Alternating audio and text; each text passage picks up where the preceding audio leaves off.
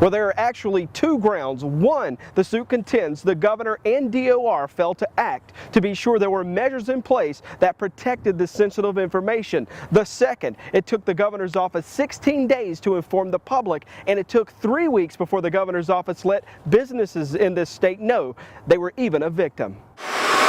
With the click of a mouse, a foreign hacker broke into the state's revenue department and stole millions of taxpayers' Social Security numbers and tens of thousands of credit and debit card numbers. Now, former Senator John Hawkins wants the governor and the revenue department to pay. Basically, this is a cyber hurricane that hit South Carolina, and it's a Category 5.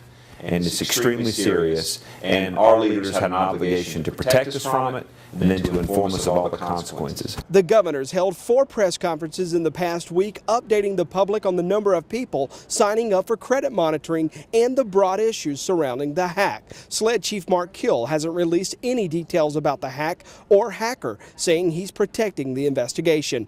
Haley told reporters the state really had no options to stop the hack, saying it's a result of the technology we live with. Officials admitted not all the sensitive information inside the Revenue Department was encrypted, information that's now in the hands of a foreign hacker. Her saying that this was not preventable is like saying we can't prepare for a hurricane because we don't know they're coming.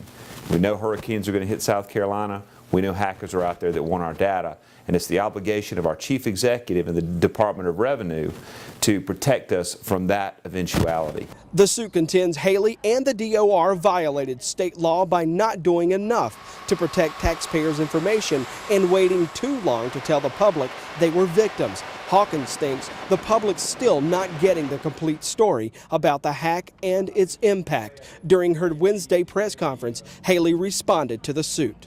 There is a trial lawyer with a handout and a tissue ready at any crisis, and he has just proven that. Look, that's a very callous thing to say to people that probably will cry when they realize their bank accounts have been wiped out or they've become a victim of identity fraud. There, I predict, will be some tears shed in South Carolina over this because of her failure to lead and her failure to protect the people. This lawsuit wants the governor and DOR to pay $1,000 to every single taxpayer affected by this hacker. The governor and DOR have 30 days to respond to this suit. As of tonight, there are no hearings scheduled in this case. From the State House for the Raycom News Network, I'm Jody Barr.